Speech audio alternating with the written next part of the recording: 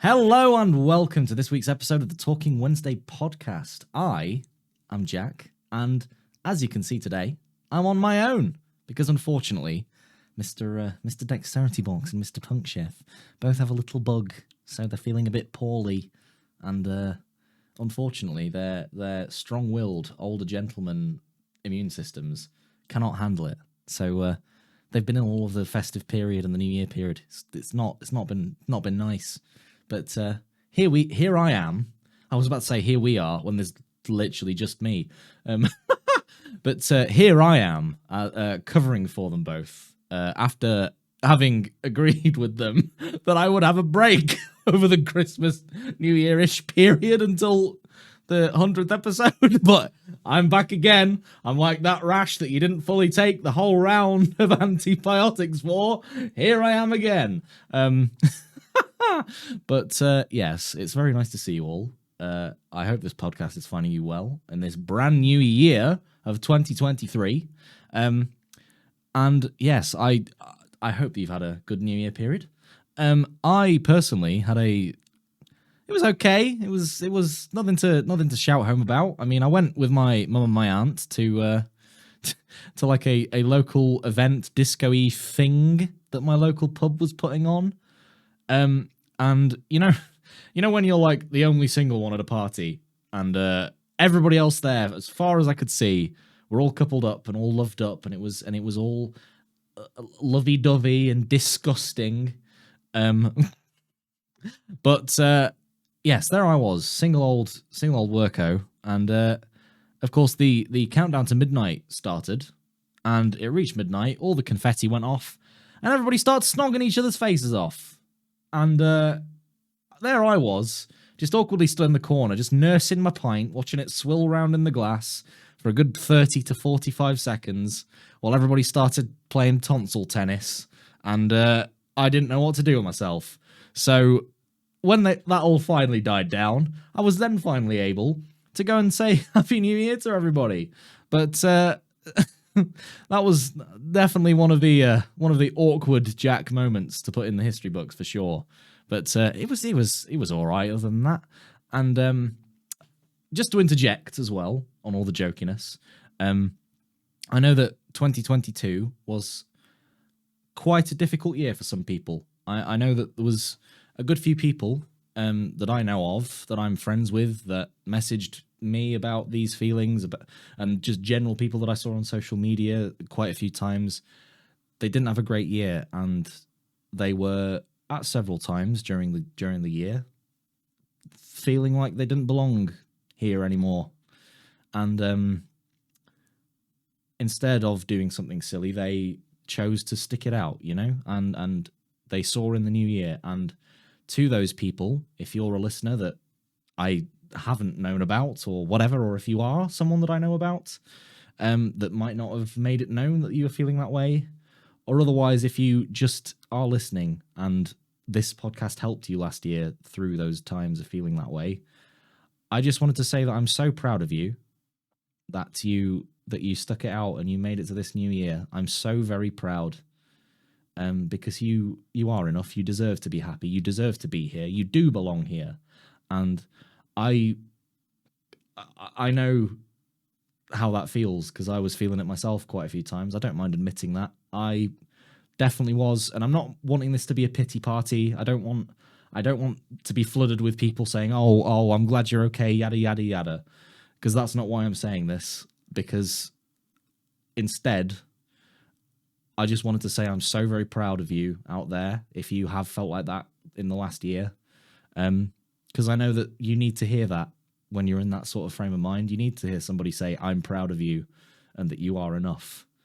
And what I would say is, like what I'm doing, is treat this year, this new year, as a clean slate, as a fresh start, as a brand new era, a brand new chapter in your life. And I know it's all very cringy, it's all very live, laugh, love.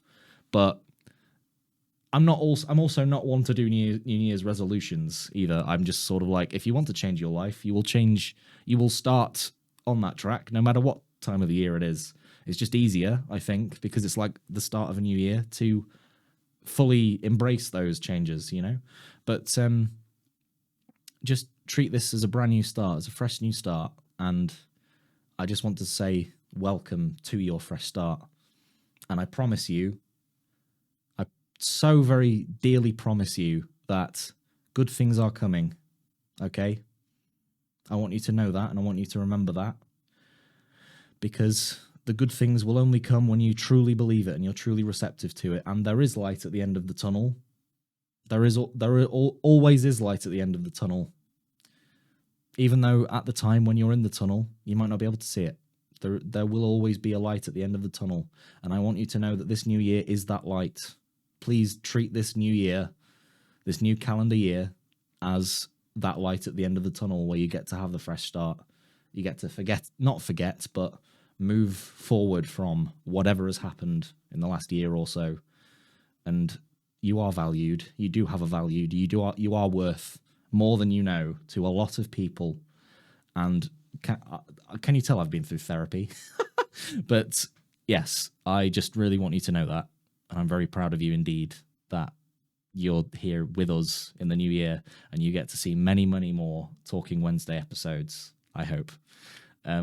But moving on from this wholesome little point, it's time to go into the housekeeping. So, the Twitter account, the social media site that is at Talking Wed. I've had a blast so far with tweeting from it. It's been great fun to almost sort of wind up some people, sort of be on the calm and steady, logical approach to certain opinions. I will discuss later in the episode some of the honestly ridiculous, dumbfounded things that the hashtag SWFC space has been encountering recently. But if you want to keep in the know with when new episodes drop and whatnot, then at Talking Wed on Twitter, that is your best source of knowing when new episodes come out, of just interacting with people, because it's mainly myself and it's mainly James, who are the Twitter handlers and whatnot. So if you want to tweet your opinion at us, if you want to even leave a review, you can also do that on Twitter, or alternatively, segueing wonderfully into another bit of the housekeeping, we are also on all of your favorite podcast platforms, as you already know by now. This is episode 98. But nevertheless, you can leave a review on all your favorite podcast platforms. And fun fact, the 5-star reviews at some point will be read out live on an episode at the beginning bit. But as I don't have access to those reviews right now, that won't be happening. Sorry to disappoint you, but but I will say that if you do enjoy this solo Jack episode, then please make it known, because potentially if it gets a lot of support, a lot of thumbs up, a lot of 5 stars or whatever, a lot of good reviews, then there might be more of them potentially. So I would highly recommend you leave reviews, because it's also good for the algorithm to get it out there into the podcasting sphere, But on that note as well, you can also reach us on the Discord server, on the dexteritybox Discord server that is available to YouTube Join members. So that's a nice little incentive to actually become a Join member and support James in just keeping this podcast afloat, keeping it going, because there are fees involved, and it's very helpful when you have a loving supporter base like yourselves to keep this whole thing going. And we just want to keep this going for as long as we possibly can, while we enjoy it and while it's well received and while it's wanted. And we love doing it, quite frankly. And I personally love the friendships that I've made in James and Jake from pretty much doing this, and I'm just very glad that I'm part of this. I feel very lucky and privileged that I get to suddenly now be part of something that, when it first began during the COVID era, that I was just an avid listener each week, and I've somehow ended up becoming a co-host. That's mad. And if I can do this and become a co-host, then you at home listening sure can achieve something great, all right? Because how this has all happened, I have no idea. I'm very lucky that this has happened. But I will never take it for granted being here, and I just wanted to say that as well. So, with all the soppiness and with all the housekeeping and the lack of a how's your week been, because there's nobody else here other than me, what's the point of doing that, right? We're going straight into the match reviews, and we have 2 match reviews for you today. The first of which is the Fleetwood victory. So, according to the BBC Sport website, which has been very helpful in providing a synopsis to eloquently project how the match went from a unbiased point of view. Sheffield Wednesday came from behind to beat 10-man Fleetwood and extend their unbeaten League One run to 11 games, which we all know is now, well, soon to be 13. I'm hoping, because, of course, we then beat Port Vale, and at the time of recording, the Cambridge game is still going on. It's still going on. We're doing very well. I won't give spoilers away. All right. Well, I should. At the moment, it's 3-0 from what I have read. While I'm in progress of recording the episode. So I think it's safe to say that, touch wood, as the old saying goes, that it's going to be a 13-game unbeaten run. But yes, so the hosts, Fleetwood, of course, we're back to the Fleetwood game. The hosts looked lively from the word go and had to wait less than 10 minutes for the opener, which, in my opinion, was actually a very good goal against us, even though it was for Fleetwood.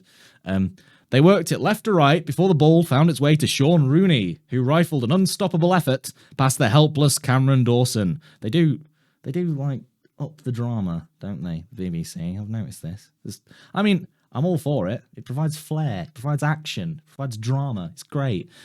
But there is a but. It did not last long, as George Byers, making his first appearance for almost 2 months, was in the right place to divert Marvin Johnson's effort after 16 minutes. And that was quite a good goal as well. Quite a nifty little redirect from I think it was a shot, to be honest. It looked like it was a shot attempt from Marvin Johnson, but Byers was just in the way and managed to wrong side the keeper from... It was a fair distance as well, actually. Fair distance towards the edge of the box.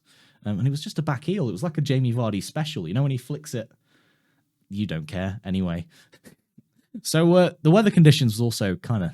was clearly noticeable, given that the BBC have said the torrid wind played havoc with both teams' ability to build up in the second half, and perhaps understandably, the crucial third goal came from a set piece, which was when Sheffield Wednesday had a corner, which was half cleared to Johnson, who was on the edge of the box, and he teed it up before lashing it home with a fine effort with 17 minutes left. And what a goal that was. It was I would say, actually, it was very much like Adam Reach back in his debut when he scored his first goal back in the day now, away at Preston North End. It was very similar, very akin to that goal, but with a bit more control on it. It wasn't just leathered as hard as he possibly could. But there was controversy because Sean Rooney then turned from hero to zero. And these are not my words. These are the BBC Sports website's words. He then turned from hero to zero as he saw red after 83 minutes for a second yellow card before remonstrating with a host of players and staff prior to his exit down the tunnel. It was quite the sight. It was quite the talking point. He was picking a fight with literally everybody he could find. It was Darren Moore even stepped in front like a bouncer at a nightclub when they're just huge. These absolute behemoths of a human being stood before you and intimidating you. That was pretty much Darren Moore. And then David Stockdale, who was on the bench, was following it up with another torrent of who was just verbalizing all of these, heaven knows what, at him as he was walking down the tunnel. And that was quite a big talking point. But nevertheless, Sheffield Wednesday secured the 2-1 win, which then gave us, at the time, an 11 unbeaten run. And the other results from the league during that day were Accrington Stanley 1, Barnsley 1, MK Dons 1, Forest Green 0, Cheltenham 0, Plymouth Argyle 1, Ipswich Town 3, Oxford United 0. And a lot of those victories, just as a caveat, very quickly, a lot of these victories that Ipswich have had by big scorelines, 3-0, etc., that technicality, even though Sheffield Wednesday, before the current game that is currently going on at the time of recording, that is why Sheffield Wednesday were below Ipswich on the actual goals scored for Ipswich and goals scored against Ipswich. It was, even though it was the same goal difference, the fact that they've had more victories in which they've scored more than 1-0, nicked the 1-0, or 2-1 wins or whatever, that is why they were second at the time of recording, rather than Sheffield Wednesday being in second. But yes, 3-0 to Ipswich against Oxford. Cambridge United 2, Shrewsbury 1. Wycombe Wanderers 2, Bristol Rovers 1. Exeter City drew 0-0 with Portsmouth. Port Vale 1, Morecambe 0.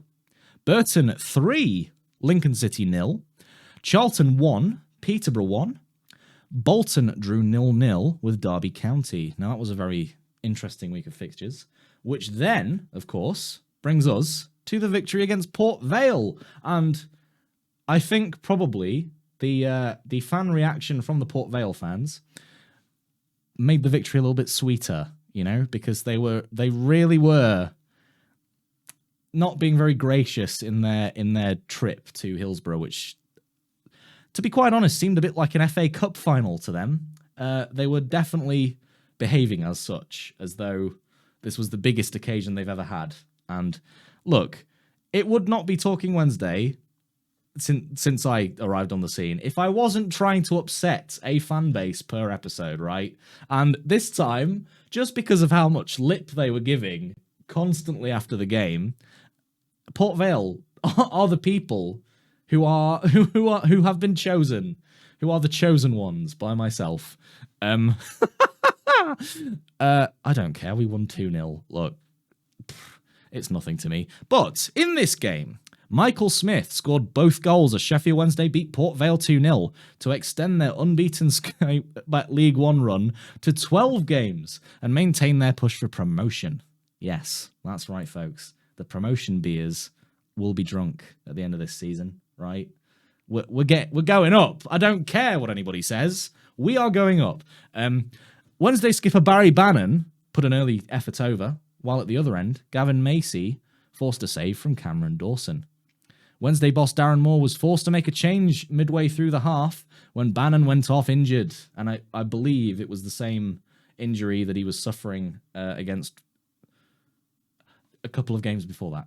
Right, he sadly missed a couple of games because of a hamstring injury, and I do believe, if I'm not mistaken, it was the same injury that caused him a lot of grief during that game, and so he had to be subbed off.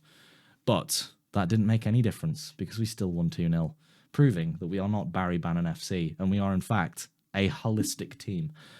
Anyway, Smith struck the opener from the penalty spot on the half-hour mark after Tom Conlon was penalised for handling the ball inside the area. Ellis Harrison wasted a great chance to equalise soon after the goal, firing wide. Harrison also spurned an opportunity in the second half, shooting over from close range after meeting Sammy Robinson's ball in. Smith made it 2-0 in the 70th minute with a superb curling effort from distance. And I would say, for those of you that didn't see the game, to paint a picture in your mind, think back a few years now, about 3 years, and Adtei Nuyu against Preston North End, when he almost like he was a behemoth version of Messi, skimmed past 3 players and then slotted one from quite a fair distance into the top left corner, like it was nothing, just totally like it was nothing. It was very similar to that, except a right-footed effort instead. I also apologise for the technical difficulties with the stuttering camera sometimes for you YouTube people. My OBS that I'm recording this on is sometimes a little bit temperamental with that, so I can only apologise if there's a stuttering camera movement at any point during this podcast. However, then, there was little goalmouth action in the final 20 minutes, with the hosts, Sheffield Wednesday, seemingly content to sit on their 2-goal cushion, and Vale unable to reduce the arrears. Yeah, so in other words, we parked the bus, lads. We did the Jose Mourinho special, and we parked that bus so much that Stagecoach mistook Hillsborough for the new stop rather than the tram stop up at the top of Hillsborough Park. Yeah. It was that kind of tactic. It wasn't a great end to the game. It wasn't the most entertaining end to the game, but it brought the game to an end nonetheless, and we won. And we extended at that point the run of wins to the run of unbeaten run. The unbeaten run was extended to 12 at the end of that game. And of course, the other fixtures from that game day: Oxford United 3, Charlton Athletic 1. Barnsley 2, Fleetwood 1. Plymouth Argyle 1, Wycombe Wanderers 0. Morecambe 2, Accrington Stanley 0. Bristol Rovers 3, Exeter City 4. Quite an interesting game, that one. Peterborough 2, MK 0. Shrewsbury 0, Cheltenham 1, and they both actually had a red card in that game. Interesting. Portsmouth 2, Ipswich Town 2. Forest Green 1, Burton 2. Lincoln City 1, Bolton 1. And Derby County 1, Cambridge 0. So that was the roundup of those games, which of course, at the time of recording, we are third, drawing with Ipswich on points and goal difference, with Ipswich only being above us in terms of the goals scored for and, the goals against, but same difference. Anyway, with all of that said, hopefully we can hop above them. Should the Ipswich result go our way, we will then be second and in the automatic positions at last, where we've wanted to be for the longest time.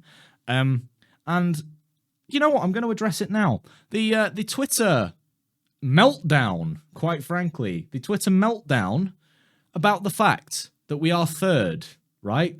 To put it in perspective, we are third. We are effectively tied in second place with Ipswich Town.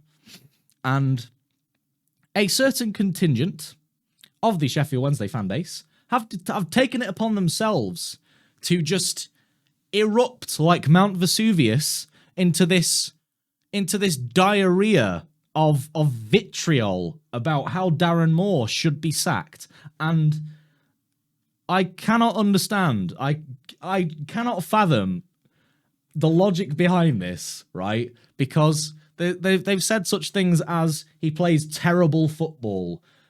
We're currently winning 3-0 at the time of recording, right? That's what I've last seen while recording this podcast, which I'm sure the post-match review by Mr. Punkchef41 will be excellent, as it always is. But we're currently winning 3-0. We are sitting in third place. Sure, sometimes games require you to win ugly, as they say. It doesn't mean that we're always going to play in a manner that requires us to win ugly, but it's what's required of us right now. And sometimes you just have to play the sort of football that will just win you games, that you can graft out to the end, that won't necessarily look like Argentina did during this World Cup or France did during this World Cup. You can't always have this absolute picturesque, ultra attractive method of playing football on the pitch and necessarily get results, because you don't have the proof of that victory at the end when you lose 2-1 or so because the other team have managed the game very well or whatever. You can't always have these picture-perfect games every single week. Sometimes you just got to dig in and graft, and it's ugly, and it's not so nice to watch, but that's how Gary Megson got lots of results, and nobody was on his back in the day in 2012. He got a lot of his results for Sheffield Wednesday in that same exact way, just grafting and ugly football, but it got results, right? Sometimes we're going to have to do that too, and it's what we were lacking quite a lot last year, in fact, and we got found out a good few times because of trying our very best to play attractive football, even though it wasn't really possible during that game because of how the opposition was playing. Sometimes you just have to play to the opposition, and when it needs to be a just dig it out. It doesn't matter how attractive the football is. You just got to graft and make sure you don't lose. That's how we've played a few games this season. And the fact that we've had a ridiculous number, I believe it's 14 to 16, if I'm not mistaken. The figure is in that range. Please feel free to fact check me at TalkingWed on Twitter. If I'm wrong, tell me I'm wrong.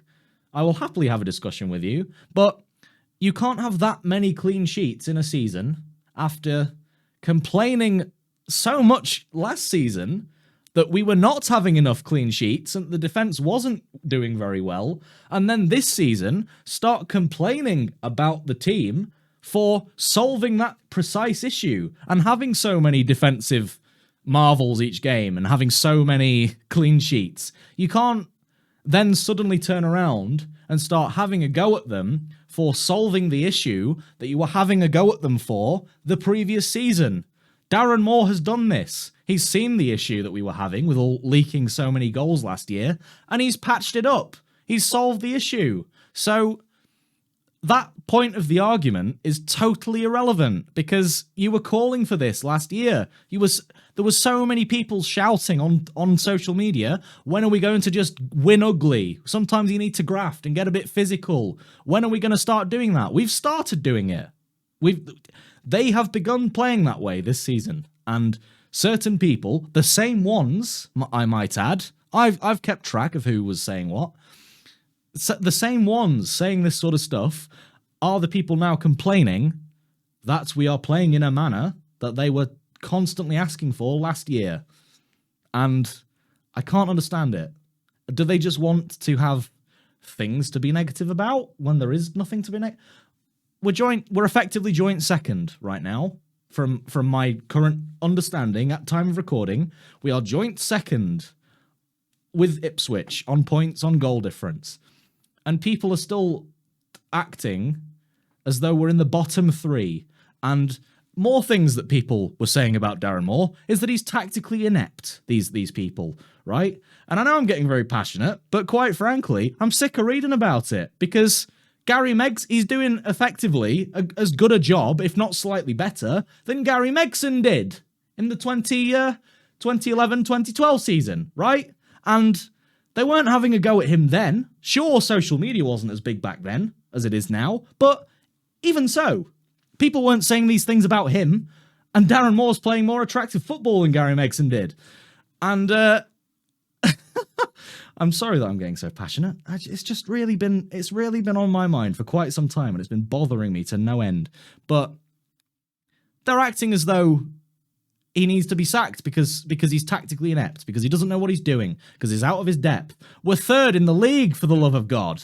Like, if he was tactically inept and out of his league and out of his depth, we'd be in the relegation zone, and he wouldn't still have a job at the moment, right? He knows what he's doing. Quite frankly, I'm being very bold and impassioned this episode, right? Because I just can't stand it, seeing all of this vitriol being spewed about him, because he does not deserve this. The team don't deserve this. They've worked their socks off in the build-up to Christmas, and now, I think, again, because they're currently 3-0 up from last I checked during the time of recording, they don't deserve this torrent of slating that they're getting. It's ridiculous.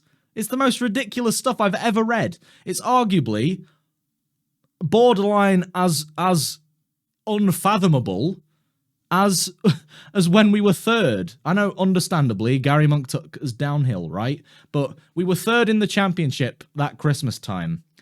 It was the season that Steve Bruce left for Newcastle, right? And we were third at Christmas time, and people calling it for his head then.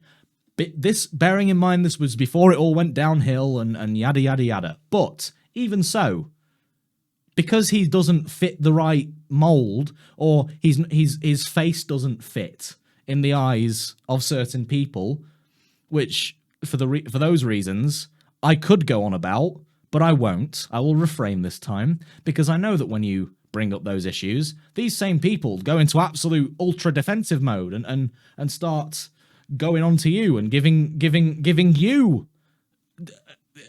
unneeded slating. when it's very clear what certain motivational factors are behind the criticisms of some of these people, and I think it's disgusting. But because in these certain groups of so-called fans, I'm doing quotation mark signs with my hands for you audio listeners, but because of these people and their opinions that his face doesn't fit, they just keep blasting the fact that he needs to be sacked and replaced. Who would then? Okay, sure. In the event that this does happen, right? Who do you get in instead? Who would drop down to League One that all of these people seem to think we could get in a heartbeat? People say Sean Dyche, maybe, or other managers that are out of work right now. They keep saying all these names that are high profile and are holding out for a Premier League job or a high-end Championship job. Why, exactly, would they drop down to League One to replace Darren Moore? Because, unfortunately, these people as well seem to have it in their heads that we are still Sheffield Wednesday that lost to Hull in the playoff final and lost on penalties to Huddersfield in the playoff semi-finals. This is 6 years ago now. 6 years ago. And these same people are treating this club as though it is the same club that was around, the same team that was around. There's only Barry Bannon and Jack Hunt and Liam Palmer from that squad left that were in those playoff campaigns, as far as I know, as far as I can remember. It's not the same squad. It's not the same team. It's not the same club as it was 6 years ago. So please do alter your expectations and your opinions to the here and now. Please stop living in this past era. And even so, the people that are living in this past era that were praising Gary Megson for his results and his run of victories and how many points he got on the board, Darren Moore's doing the same, if not a slightly better job than Gary Megson was all those years ago in 2012. So I don't know what else to say, because I know that these certain people won't listen. And I think it's honestly a joke that these people are attacking our manager for the stellar job that he is doing. Because don't forget, he's had to turn the whole culture of the entire football club around. He sorted the academy out. He's actively trying to make the community side of the club a bigger deal again. He's pioneering all of that. The hospital visits are back in force. And the soccer camps, they're still going on and they're getting a lot more publicity now. All of these community things are being improved vastly under the manager. And all of this process to this upheaval of the culture of the club cannot happen overnight. It can't happen in the snap of a finger. Like, loads of these fans seem to think that we deserve to be a Premier League team right now because we were one of the founding members of the Premier League.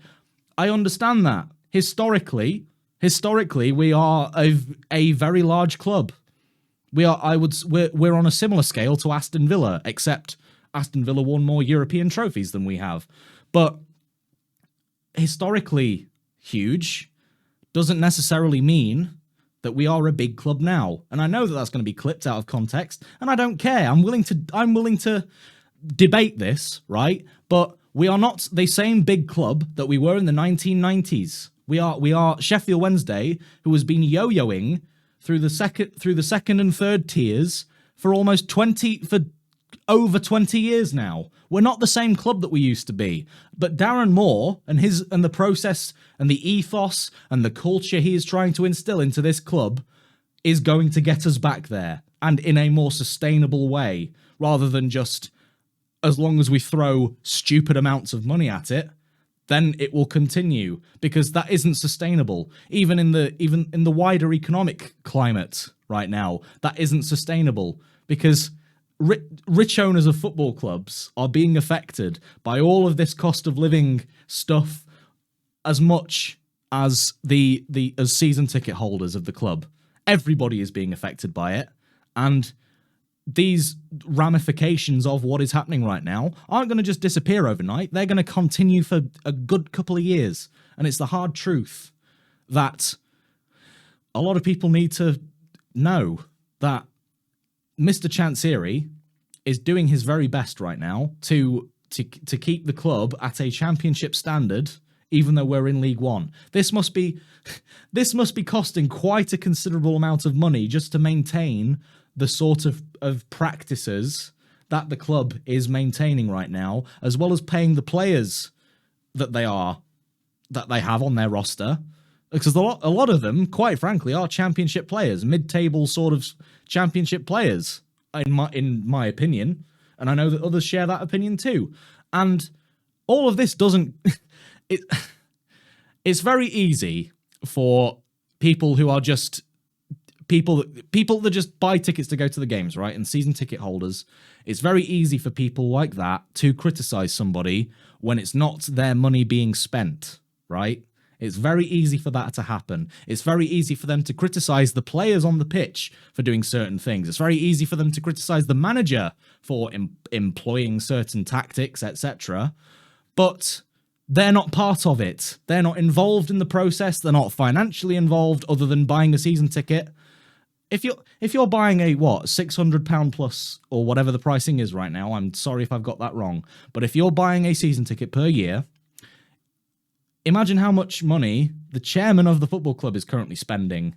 Because League One profits are nowhere near the same as Championship profits. The TV money, which was a massive amount of income for the club, is not there anymore because we're in League One. Because Sky Television don't broadcast all that many games in League One over the course of the year that they do in the Championship. The whole red button thing, if you've got Sky and watch the midweek games on Sky, isn't a thing. Dexteritybox, the Dexterity Watches, right? That's James paying his own money to get the game on iFollow so that he can give all of you a viewing experience of the game if you don't have Sky. And I am one who more often than not relies on those Dexterity Watches to follow the game, because I don't live near the ground. It's not very practical for me to go to the games, and that's why I'm a bit of an armchair fan. And thank you, by the way, as well, for those of you out there who have called me such in private messages. I much appreciate that. But it's right now, and I've explained those reasons about why I haven't been to the games a lot, and I don't really want to go over them again, because I might do in the 100th episode, if we're feeling all reflective, to sort of say, to just discuss the previous 99 episodes before that and all that stuff and get nostalgic, then I'll maybe talk about it again, right? But I don't really want to go into it again today. I have my reasons for not physically going there to Hillsborough for quite some time, and I'm not ashamed of those reasons, really. But it's people are spending money, yes, but imagine to scale it up to the multi-million pounds that Mr. Chancery is spending out of his own pocket now, because for one, he privately owns the ground, right? All the maintenance costs, all the energy bill costs, all of that, all the running costs, the paying of staff to work in the ground, that's coming out of his bank account. That's not coming out of the club fund. That's coming out of his private bank account. He's personally financing this. He's personally keeping this club afloat, because we haven't really had in past years. That might be different now because of the wonderful work that Mr. Liam Dooley has been doing for the commercial side of things. But even so, there needs to be a lot more done. But that's another topic for another day. But think of how much money that man is spending to keep this club going and keep this club at a championship standard.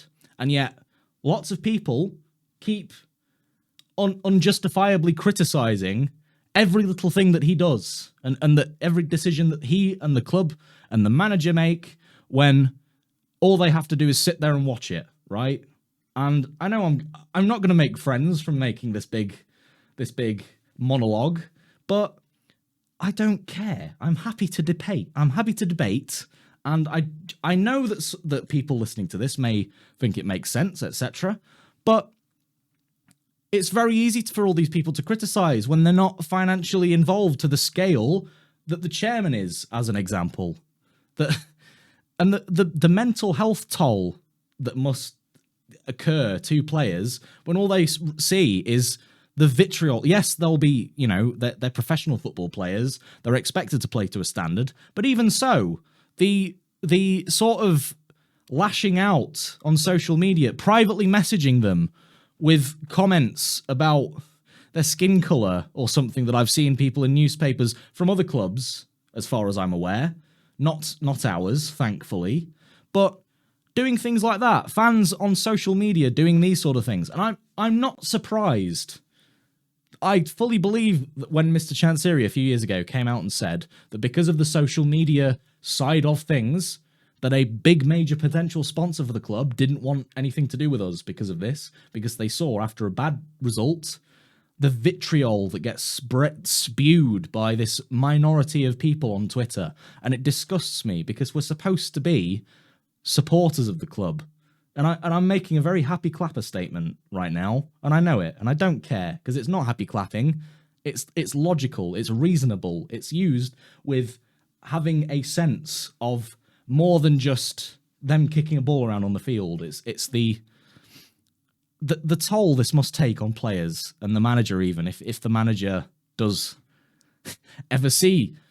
He probably well does. There's a very good chance that he does, and I think it's disgusting that for this, considering where we are in the league, it's just beyond a joke.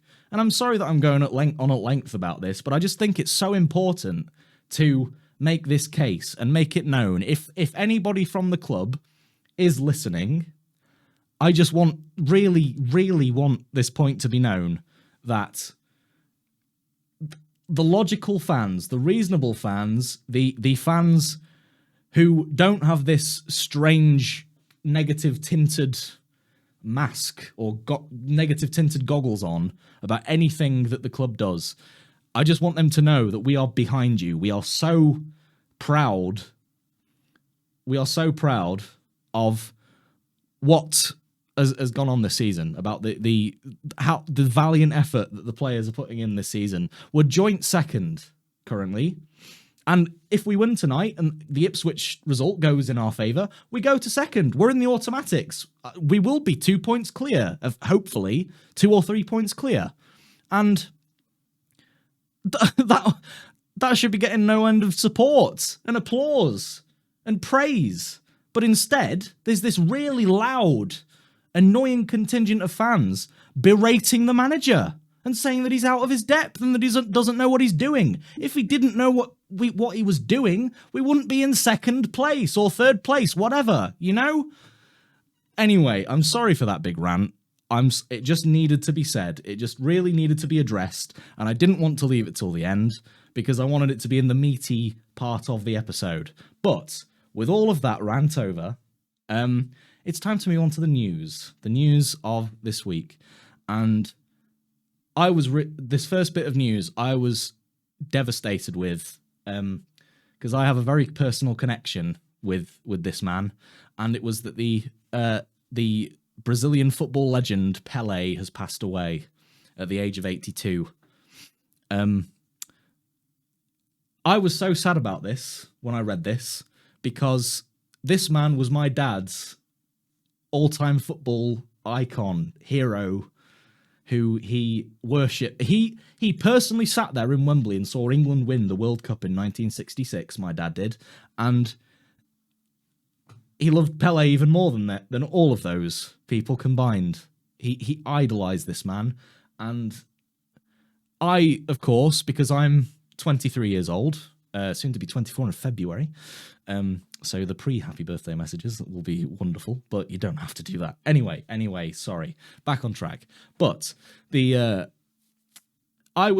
of my age, I was firmly in the greatest ever is Lionel Messi, because that's the people that I grew up with, Messi and Ronaldo. And I thought this for a long time, and then my dad said, no, they haven't got a scratch on Pelé. And he then showed me the goals that he scored. In fact, I'll go into the stats here. He is credited with scoring a world record 1,281 goals in 1,363 appearances during a 21-year career, including 77 goals in 92 matches for his country. The only player to win the World Cup 3 times, lifting the trophy in 1958, 1962, and 1970. Pelé was named FIFA's Player of the Century in the year 2000. Now, I thought I understood icons when there was Lionel Messi, in footballing terms, and then my dad showed me like those compilation videos or whatever that he found of Pelé's goals, and Pelé's greatest moments, all that sort of stuff. And he showed me this video, and then he told me all about Pelé and told me all, and he sat me down as well one day, and he watched the Hollywood movie with Michael Caine, Escape to Victory, that had Pelé in as one of the main characters. And ever since that time, it solidified in my mind that Pelé is the greatest to ever walk the earth, and I will happily die on that hill, right? I will die on that hill, that there will not be another one like him, and I am devastated that he's gone. It's understandable because of his age and the illnesses that he suffered, the kidney and prostate problems in his later life in recent years. And the surgeries that he had to have to remove a tumor from his colon in September 2021, and then being readmitted in late November of last year. It's understandable because he was 82 years old that his time was coming. But it's it's one of those people that you always sort of think they can't. They're more than human beings. They're icons. But Pelé will have the privilege and honor of living forever because of the statues of him, because of the Escape to Victory, the movie about him. That there's even a biopic movie, I think, about Pelé too. But all of his accomplishments, he'll live on forever, and nothing makes me happier than knowing that arguably the greatest to ever play the game, to ever walk the earth to play football, will live forever in that regard. And I also am so happy for my dad because he'll finally get to meet his idol in the afterlife, that wherever it is, they've gone now. Because as you know, there was a community special episode quite a while ago. That was my first, Tidbit was my first appearance on Talking Wednesday, but as a guest. And I talked about how my dad passed away, and that's one of the reasons that I don't go to Hillsborough a lot. But anyway, my dad will now get to meet his all-time football idol in heaven, and I was quite sad. As an understatement, I was quite devastated when I heard about this news. But yes, that's the first bit of news. And back to and obviously it's the relevance to Sheffield Wednesday here is that he played at Hillsborough in the 70s, I think, when he was playing for Santos, and that's the Sheffield Wednesday link, just to link it back into this podcast. But yes, it's quite a blow for the footballing world, and probably for the wider world, because I believe he did a lot for very noble causes and stuff, and he's one that's will never really see the likes of again in my lifetime, in my future children's lifetime. It's going to be a big miss, I think, for the world, a big loss. But the next bit of news, back to the Sheffield Wednesday news now. Dominic Orther has been dealt an injury blow, and this comes from Football Transfers Tavern, the website Football Transfer Tavern, and I quote them saying, Sheffield Wednesday defender Dominic Iorfa being ruled out for a few weeks through injury is a blow, according to journalist Joe Cran. The Owls centre-back was missing from the squad, which earned a 2-1 victory over Fleetwood Town in League One on Boxing Day, with Darren Moore having since explained the reason for the player's absence. The Hillsborough manager has revealed that the 27-year-old has sustained a small ankle Achilles strain and will now face a spell on the sidelines, and he isn't expected to return for at least a couple of weeks. Taking to Twitter, Cran reacted to the gutting news coming out of Wednesday, with Iorfa now joining his teammates Ben Hennigan and Michael Owekwe in the treatment room. The Star journalist tweeted, "Ben Hennigan out for the season, Michael Owekwe sidelined for months. Now Dominic Iorfa will be missing for a few weeks. Another centre-back blow for SWFC." Iorfa has been an absolute rock at the heart of the Owls' backline this season, and it will be a huge setback for Moore to learn that he will have to make do without the 27-year-old for the upcoming run of fixtures. The defender was averaging a 3.5 successful aerial duel rate and a 2.1 clearances rate per game prior to this injury, alongside having the versatility to also operate as a right back and also in midfield. And that stats section came from Who Scored. Moore won't be panicking, considering that his Wednesday side are just 2 points off the automatic promotion places, but Iorfa's return will nonetheless be a significant boost in the club's hunt for championship football whenever he is again fit to feature. And of course, 2 points off the automatics was prior to the Port Vale game. So anyway, that's a bit of bad news. It's starting to be a little bit worrying in that department, in the centre-back department, with injuries. Because obviously there's Michael Owekwe and Ben Hennigan out, and they, for the start of the season, were pretty much our dependable centre-back pairing. And now Dominic Iorfa has even gone for a few weeks out for an injury. But Mark McGuinness was only brought in to cover Akin Femiwo, and there's also a little bit of a worry that he might go back to Cardiff because of their whole loan situation right now. But that's also another bit of news that I will cover in depth in just a second.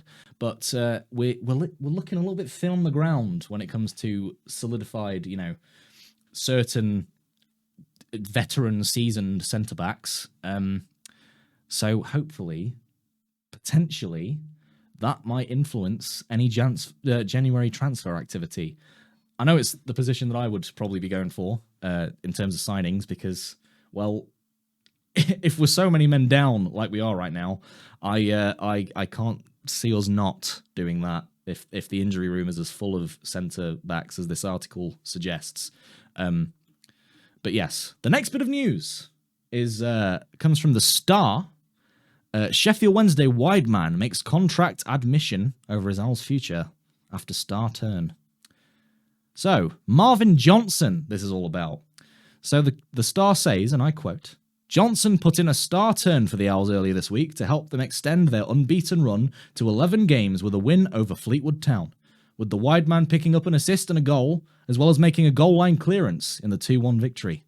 The 32-year-old has been a key cog in Darren Moore's Wednesday machine since arriving at the start of last season and has now picked up 7 goals and assists for the club in 2022 and 23 across all competitions. He's one of several players who will be out of contract at the end of this season." But he says that side of things is not something that he's concerning himself with at this point in time.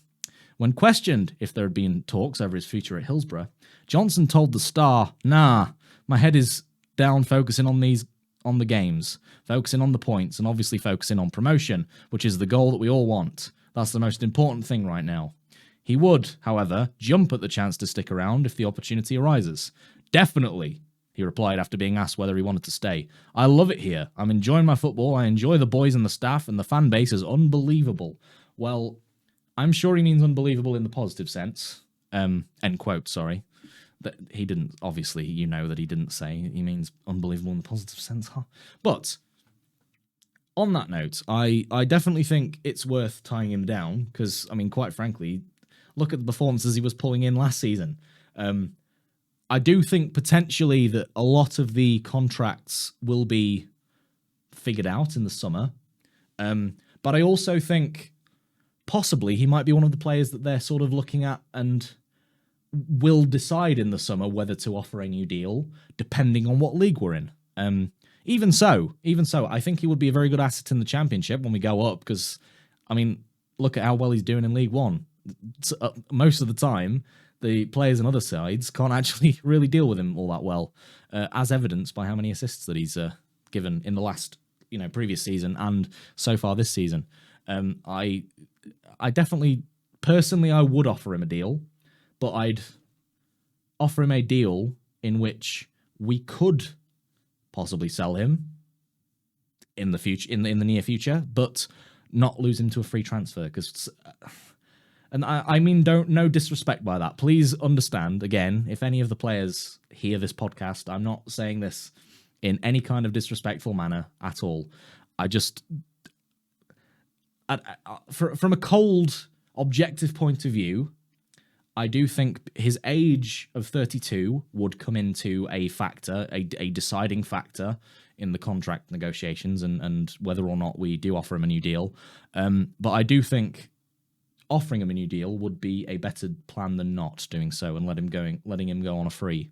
But because there's not been any public, shall we say, journalistic coverage other than this article, I definitely do think that maybe it's the situation where they're waiting to the summer to sort of see what league they're in and deciding at that point whether or not to give him a deal or not. But with that all said, the next bit of news is about Reece James. It's about another left back. Sheffield, and this comes from Football Transfer Tavern again. They've given a couple of articles now. But Sheffield Wednesday, Reece James staying is really good news. Sheffield Wednesday, and I quote, Sheffield Wednesday defender Reece James staying at the League One club for the rest of the season is really good news, according to journalist Dom Howson. The Owls left-back arrived at Hillsborough over the summer, having put pen to paper on a season-long loan from Blackpool, and he's made an impressive start to life under Darren Moore. The 29-year-old's excellent form caused concern among supporters that he would be recalled in January, though the boss has now confirmed that he won't be leaving as a result of not having a mid-term release clause included as part of the deal. So that's a very good bit of news. End quote, very good bit of news. And quote again. Taking to Twitter, Howson reacted to the positive update coming out of Wednesday and messing up my words, jeez, I can't read clearly, and claimed that maintaining James's services will be a benefit in the long run. Really good news for SWFC that Reece James is staying put for the remainder of the season. He's such a versatile, dependable player. His performances have been very steady, is what he said in the tweets. Quote again, James has become a regular feature since signing on the dotted line in Yorkshire, and it's a huge boost for Moore to know that he'll be able to keep hold of him until the conclusion of the 2022-23 campaign. And then, according to Who Scored, end quote, and then according to Who Scored, the statistics say that the backup-born talent is currently averaging 2.3 tackles and 2.1 clearances per league 90 minutes, highlighting the rock he's been in the backline. And again, those stats came from Who Scored. And quote again from the article, the Owls are just 2 points off the automatic promotion places, and James will no doubt have a significant impact on whether or not his side are able to make the jump back up to the Championship. So I think it's very good news. I think he's done a marvellous job so far, quite frankly, at left back. He had the hiccup when he got sent off, but I think since then he's even admitted himself, hasn't he, in that video interview with the club on their YouTube channel, that he's worked hard since getting that sending off, and it was a bit of a wake-up call. And since then, look how good he's been. A lot of fans say sign him up. I would say be cautious with that because, again, Blackpool in the Championship have sent him out on loan for a reason. He's been in promotion sides before, like Sunderland. Well, I say Sunderland. They were in League One at the time, weren't they? Silly me. But he's been in promoted sides to the Championship before and has ended up back in League One again. So I'm maintaining a positively cautious mindset about the prospect of signing him permanently because I don't want us to just go for faces that are familiar in that sense. If we do go up, I do want us to go for the best we can possibly get for a certain value. And whether this is the grass is always greener kind of perspective, I don't know. But from my point of view, but I would be cautious in what we decide to do with that on that front, because potentially there is a reason he has kept dropping back down to League One again after being in the Championship with previous sides. But yes, that's kind of where I stand on it. It's a bit controversial because most fans that I've seen on social media and whatnot have said absolutely sign him up. He's a crucial person for us. But that's my standpoint. And the next bit of news is from the Star, actually, and it's about Mark McGuinness. Will monitor it. Sheffield Wednesday boss responds to questions on Mark McGuinness's loan from Cardiff City. And the quote from the article is that it was confirmed this week, after defender Reece James would be staying at Hillsborough for the duration of the 2022-23 season, as per the terms of his loan deal, it would appear that Darren Moore is confident of the same being said for his young Nottingham Forest loanee. I think that was a typo, because he's from Cardiff, not Nottingham Forest. For his Nottingham Forest loanee, sorry, it's the wording. He's talking about Alex Mighton there, not Mark McGuinness, because I've just read ahead. For McGuinness, quote again, for McGuinness, however, a transfer embargo at his parent club Cardiff City has become a cause for concern amongst supporters, with many fearing that the informed centre-back would be recalled next month when the transfer window opens up again. Moore is hardly flush for central defenders at present, with Ben Hennigan, Michael Owetwe and Dominic Iorfa all sidelines, so fans are understandably antsy about the former Arsenal youngster, and which is what I said earlier as well, actually. End quote, sorry. And quote again. When asked if they'd had any assurances on Mighton or McGuinness, the Owls boss told the Star, with Alex, we think we'll be fine until the end of the season. And the other is Mark McGuinness, and that's the one we're going to have to monitor and see week to week in terms of how it goes. I thought he was good again, so we'll see how that goes over the next couple of weeks. It's just the game. It's where it's at. We'll monitor it, and we'll go from there. All three loanees are likely to feature tonight as the Owls play host to Port Vale. This was, of course, end quote, sorry, this is, of course, before the Port Vale win. Quote again, with the trio having played their part in the 2-1 win over Fleetwood Town on Boxing Day. End quote. So, from my standpoint, yes, they have a transfer embargo. However, Cardiff are not exactly skimping around trying to find players. They're very well equipped with players, especially in that position right now. And I can't see a logical reason as to why they would recall him, because they're doing okay this season. It's if they do recall him in January, it's a bit of a knee-jerk reaction, right? And I would see him continuing with us for the duration of this season and being recalled in the summer. And I think the summer is the crucial time around when his fate would be decided, because there's, on the one hand, there's the factor of, we're under a transfer embargo. We better sell players that are too expensive. So they might sell the other centre-halves that they've got at the club that may be on quite a fair wage, and then keep Mark McGuinness because of the good job he's done in League One. Or, on the other hand, they might see, he's done very well there. He's young. He's got a lot of potential. Sheffield Wednesday really want him. Let's try and see how much we can get for him, because we'll need it to cover running costs, etc. Because they won't have, for a good couple of years now, the income that they would get from selling players. So they might try and do a bit of a cash grab with their most promising players, etc., that have the higher value, like Mark McGuinness. And that might be, in fact, when we end up signing him permanently. Because we've done very well so far over the last couple of years of being very, very frugal and not spending very much and getting free transfers in whenever we possibly could. And even when we have spent money, it's not been all that much, since we've not actually spent that much for quite a good couple of years now. So potentially, I'm not the finance man. I have no knowledge of the finances of the club right now in any way, but there might be a bit of a war chest building up. There might actually have been a discussion at some point that said you can have money in January if things are not going quite as 100% as you would like, but we're doing well. to try and secure that promotion thing, or we can hold off if we are doing well, and you get a good boatload of money in the summer to bring in the proper high caliber additions to the squad that you might feel that you need.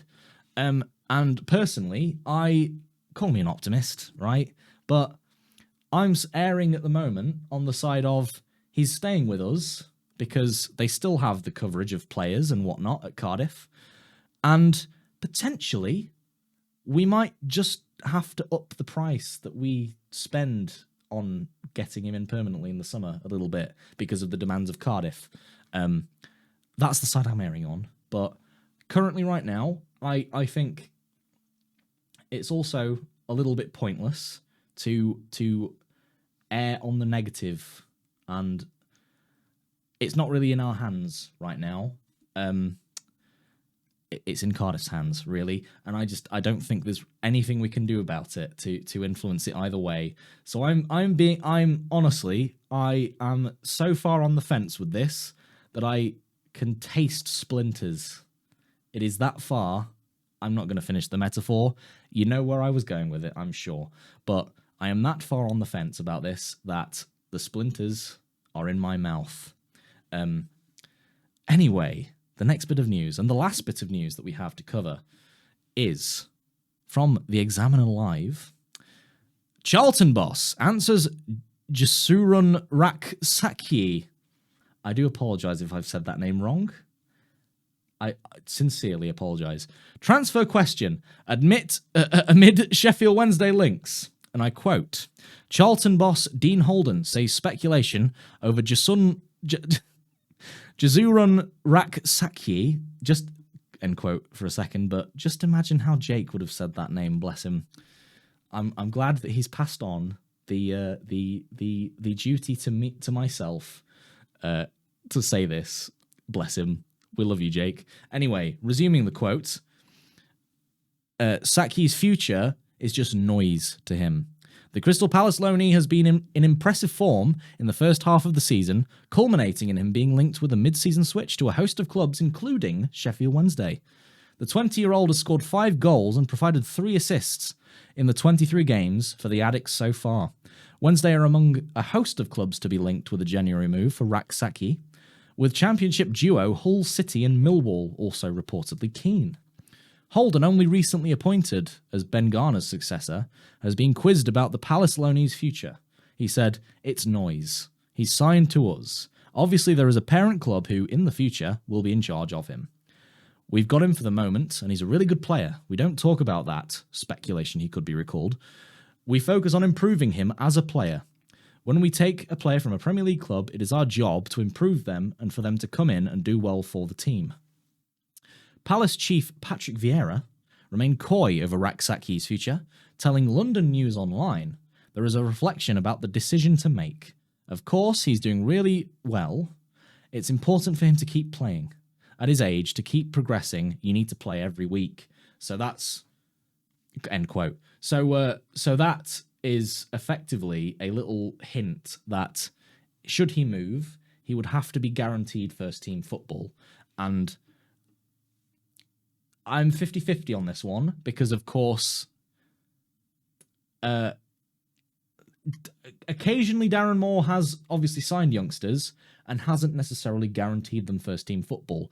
But I would only see that as a good thing because it almost highlights the mental strength of these players saying, right, okay, he can't guarantee it, so I'm taking that as a challenge. I'm taking that as I must work my socks off in training, etc., and put a real shift in to make sure that I am one of the first names on that team sheet. And